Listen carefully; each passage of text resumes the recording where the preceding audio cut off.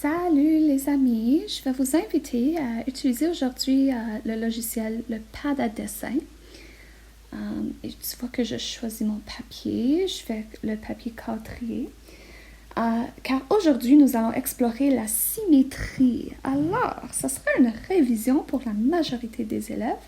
Si c'est nouveau et tu te dis, je n'ai aucune idée c'est quoi la symétrie, c'est correct. Bon, alors, je vais juste ajouter mon épaisseur. Je veux pas comme des grosses chenilles. Bon. Alors, je vais commencer par dessiner. Bon, alors, je vais dessiner des figures planes. J'ai un carré, un rectangle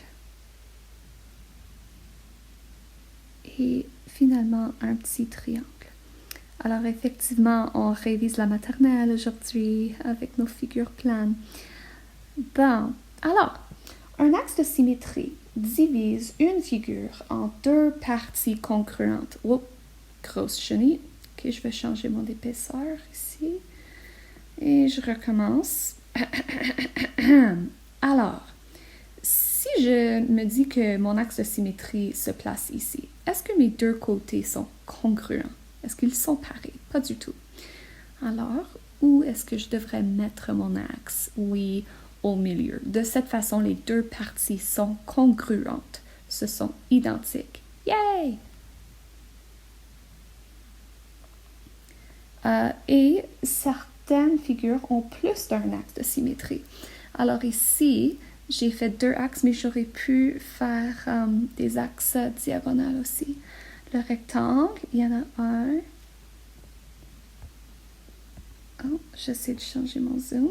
Et pour le triangle ici, vous voyez que si j'essaie de mettre un axe ici, non, ça ne fonctionne pas parce que ce côté ici, ce n'est pas identique à l'autre côté. Alors, certaines figures ont plusieurs axes de symétrie, certains en ont un. Alors, là, tu peux même faire des dessins. Excuse, j'essaie de changer mon zoom. Alors, voilà. Alors, mon papillon. Je fais un côté du papillon. Et imagine que j'ai dessiné ceci sur un vrai papier. Si je plie ça en deux, est-ce que l'autre côté va être identique? Ok, alors je dessine à la main ici. Alors les côtés ne sont pas identiques, mais vous comprenez bien la technique, le concept, que comme un côté est identique à l'autre. Je ne pourrais pas mettre un axe de symétrie ici parce que tu vois que les ailes en haut sont plus larges que les ailes en bas. OK? Alors, je vous invite d'abord à essayer la même chose avec le pad à dessin.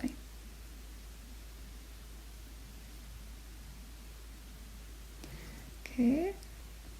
Alors, encore une fois, mes deux côtés. Si j'imagine que mon axe de symétrie est ici. Alors, tu peux faire des petits dessins comme ça. Tu pourrais aussi faire la moitié d'un dessin et inviter un parent ou ta soeur ou ton frère à dessiner l'autre côté. Ou ton parent pourrait faire la forme ou le dessin en premier aussi. C'est amusant ça, pratiquer. On va essayer aussi de pratiquer des formes qui pourraient avoir deux axes de symétrie. Mon papillon en a juste un, mais certains dessins pourraient en avoir plusieurs.